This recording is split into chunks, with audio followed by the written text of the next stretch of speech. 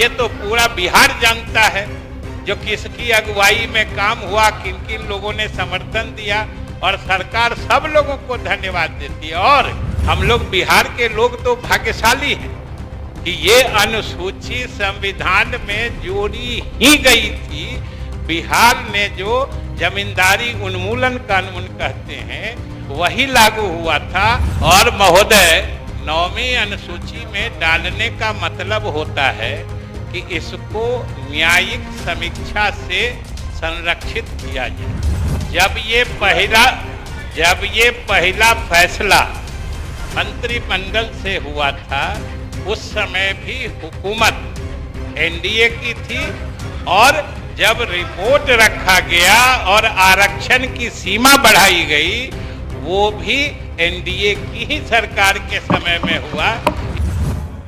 महोदय, नेता प्रतिपक्ष ने ऐसे संवेदनशील मामले का जिक्र किया है कि सरकार को भी अपने पक्ष रखना न सिर्फ लाजमी है बल्कि हक है। और हमको बोलने का दो प्रसंग बन गया महोदय। एक तो नेता प्रतिपक्ष ने हमारा नाम भी लिया, स्वाभाविक रूप से हम लोग साथ उस वक्त थे, और दूसरा, जिस विभाग से ये मामला संबंधित है, सामान्य प्रशासन विभाग से, उस समय उस विभाग को देखने की, विधानसभा के मामले में विभागीय मामलों को देखने की जिम्मेदारी भी उन्होंने मुझे अधिकृत की है। इसलिए मैं उचित समझता हूँ कि सारे तथ्यों को सदन के सामने रखूं।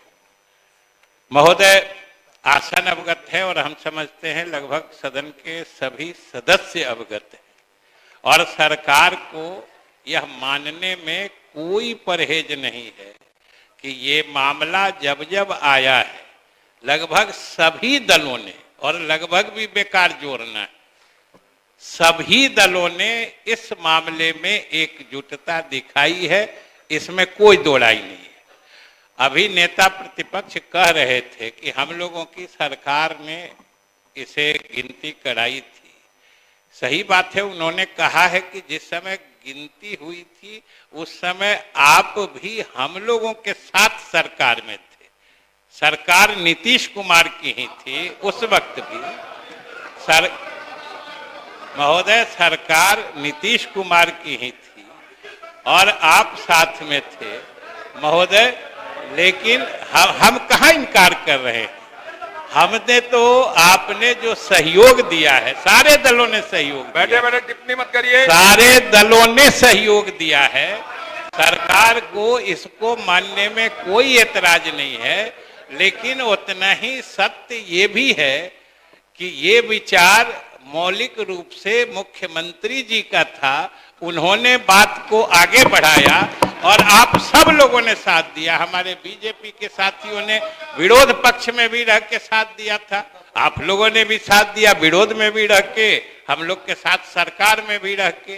तो जैसे आप लोगों ने साथ दिया, वैसे ही ये भी सही है कि जातीय गणना कराने का पहला फैसला जब मंत्रिपरिषद से लिया गया था, वो एनडीए की हुकूमत थी, और इसलिए हम लोगों ने लिया था। और हम आपके योगदान से इनकार नहीं करते, आपने सहयोग दिया है। जब ये गणना हुई थी महोदय, जब गणना हुई थी, लेकिन यह भी सत्य है कि जब ये पहला फैसला, अरे बैठिए जनाब, बैठिए। जब ये पहला फैसला मंत्रिमंडल से हुआ था, उस समय भी हुकूमत एनडीए की थी, और जब रिपोर्ट रखा गया और आरक्षण की सीमा बढ़ाई गई, वो भी एनडीए की ही सरकार के समय में हुआ। इसलिए दोनों छोर पर हमारे पुराने साथी ही हमारे साथ में थे, सहयोग आपने भी दिया था।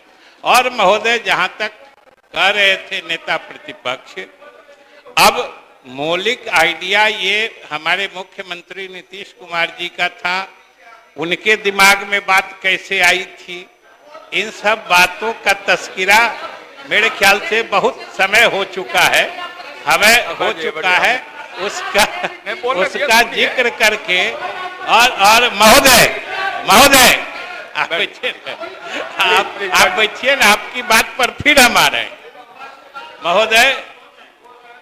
दूसरी बात है कि इन सारी बातों के होते हुए भी हम सब की राय बनी थी कि इस कानून को 9वीं अनुसूची में डाला जाए।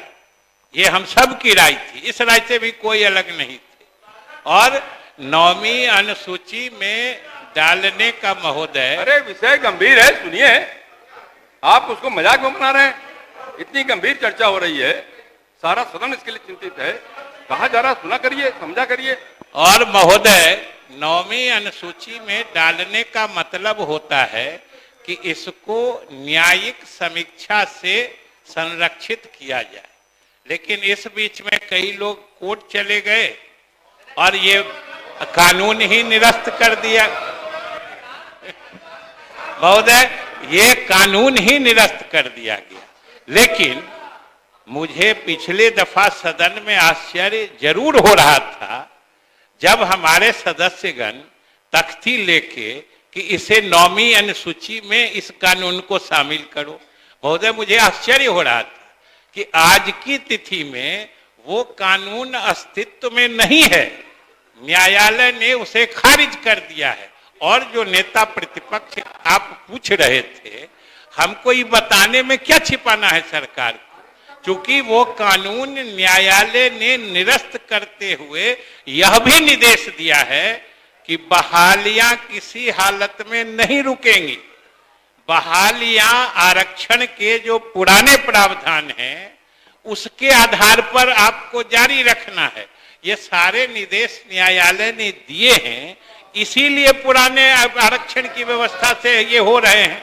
और महोदय दूसरी बात हम यही कह रहे थे कि इसमें जब